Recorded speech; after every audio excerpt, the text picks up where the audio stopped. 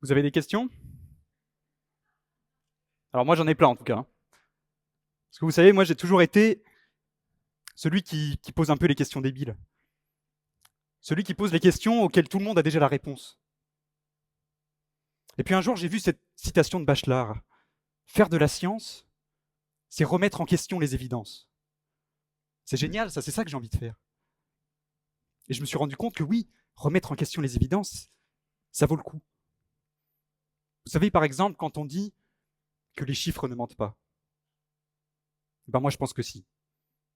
Et c'est ça la question que je pose ce soir. L'autre jour, j'ai trouvé cette carte. C'est la première carte du métro de Londres. C'est marrant parce qu'on voit bien les parcs, les arbres, etc. Mais c'est difficile de trouver son itinéraire. Alors qu'aujourd'hui, la carte, tout le monde la connaît. Les métros ne vont que dans 3 directions différentes. Horizontale, verticale et oblique. En fait, la carte ne représente pas du tout la réalité géographique de Londres. Mais elle permet aux visiteurs du monde entier de trouver leur chemin. C'est ça qui est génial, c'est qu'en changeant un peu la façon de raconter l'histoire, on rend le message beaucoup plus universel, beaucoup plus pertinent, beaucoup plus efficace. Le problème, c'est que la plupart des histoires ne se terminent pas aussi bien que celle du métro. À la télé, par exemple, l'autre jour, j'ai vu passer un graphique sur une chaîne d'information continue avec un camembert avec une part de 48% plus grosse que la moitié. Voilà ce que ça donne avec les vraies proportions. Puis récemment, je me suis intéressé aux émissions de gaz à effet de serre. Alors j'ai regardé, depuis 1750, les émissions annuelles de gaz de CO2 en mégatonnes en France. Et puis je me suis dit, bon, bah, pendant 2 siècles, il ne s'est pas passé grand-chose, et puis au XXe siècle, ça a un petit peu augmenté, quoi. Et du coup, j'étais assez surpris la semaine dernière quand j'ai vu passer cet article du Monde qui disait les émissions de gaz à effet de serre ont explosé au XXe siècle. Explosé, vraiment. Alors je me suis dit, je vais essayer de raconter les choses un peu autrement. Déjà, je vais enlever ces taxes négatives parce que, bon, pour représenter les émissions de gaz à effet de serre, c'est quand même bizarre un axe négatif. Hein. Et puis je vais essayer de zoomer un petit peu. Et alors ça y est, mais oui, la même courbe, sur la même période, mais zoomée. Alors oui, je vois bien la explosion de l'émission de gaz à effet de serre au XXe siècle. Vous voyez 2 fois les mêmes données, et pourtant 2 fois 2 conclusions complètement différentes. Encore une fois, je me suis intéressé par exemple au revenu moyen annuel entre la Belgique, la Finlande, la France et le Royaume-Uni.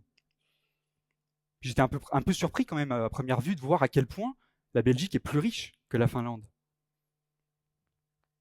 Et puis j'étais un peu intrigué quand même par ces taxes qui commencent à 38 200 €. Ça veut dire quoi ça? Alors j'ai pris un peu de recul. Puis là, tout à coup, c'est plus difficile de faire la différence à tel point que si je rajoute d'autres pays, je ne vois même pas de différence entre ces 4 pays. Vous voyez, encore une fois, 3 fois les mêmes données, mais 3 conclusions différentes. En fait, une même donnée raconte plusieurs histoires.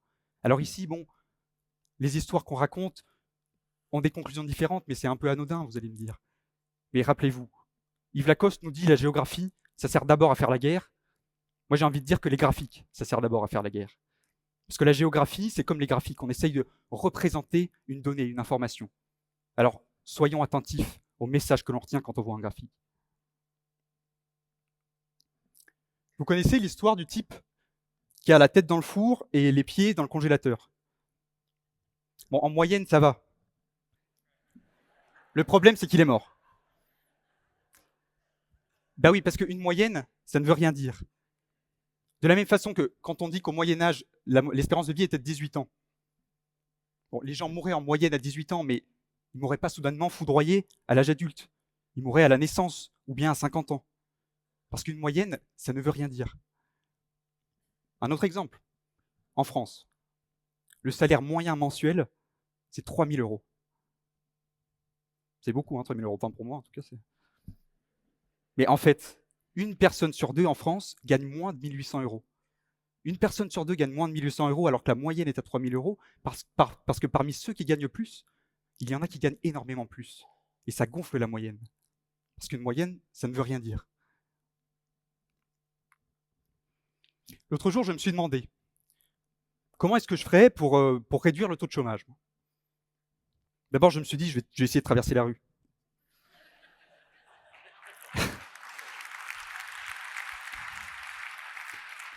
Et puis je me suis dit, mais non, il y a plus simple. Je vais changer la définition du chômage. Je vais dire, tiens, que toutes les personnes en situation d'invalidité professionnelle, ce ne sont plus des chômeurs. Et puis voilà, 5% de chômage, yes. C'est facile, non? Un peu too much, vous allez me dire. Et pourtant, c'est exactement ce qu'a fait Tony Blair en 2001. En changeant la définition du chômage, il a passé le taux de chômage au Royaume-Uni sous des seuils records. Mais là encore, il n'avait fait qu'appliquer l'adage de Churchill. Je ne crois aux statistiques que lorsque je les ai moi-même fabriquées. Forcément, en choisissant sa définition, il choisit l'histoire qu'il veut nous raconter. Et c'est une histoire à laquelle nous avons envie de croire. Parce que 5% de chômage, c'est beau. Mais l'histoire que nous avons retenue n'est pas celle que nous croyons avoir comprise. Quand j'étais petit, je croyais que c'était les cigognes qui apportaient les bébés. Bon, et puis j'ai grandi, et puis je me suis rendu compte que c'était pas le cas. Mais par curiosité, j'ai quand même regardé dans des pays le nombre de bébés en fonction du nombre de cigognes. Et j'ai quand même été un peu surpris, parce qu'en Turquie, par exemple, il y a beaucoup de cigognes, en Turquie, il y a beaucoup de bébés aussi.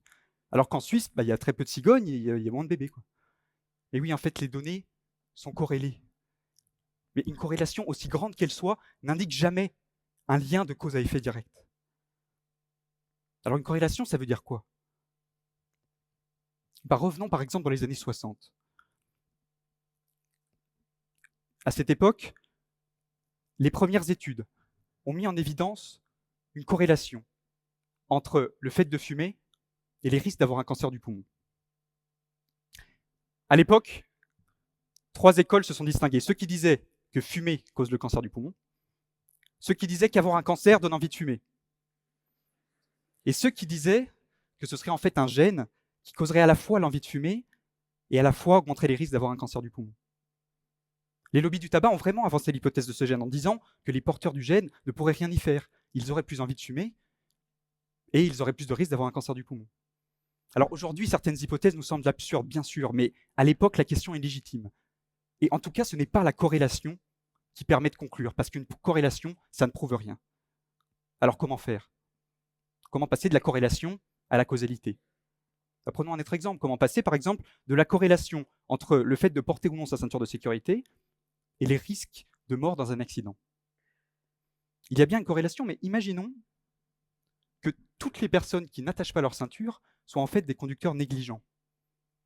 En fait, ces conducteurs-là, ce serait leur attitude qui ferait que, à la fois, ils n'auraient pas de ceinture, et à la fois, quand ils ont un accident, c'est beaucoup plus grave, donc ils sont beaucoup plus en danger de mort. Ça expliquerait la corrélation. Mais du coup, ça montrerait que la ceinture n'a rien à voir dans l'affaire. Alors comment faire? Imaginons cette expérience très simple, un peu comme un crash test. On prendrait des mannequins, on leur ferait tous suivre la même route, avec le même style de conduite, le même environnement, etc. On simulerait un accident à la fin de la route. Mais à la moitié d'entre eux, on attacherait leur ceinture et pas à l'autre. Eh bien, ceux à qui on a attaché leur ceinture subiront des dommages beaucoup moins graves lors de l'accident. Sauf que là, comme on a maîtrisé tout le reste de l'environnement, on a bien montré que c'est la ceinture qui les a sauvés. Revenons-en à cette histoire de cigarette.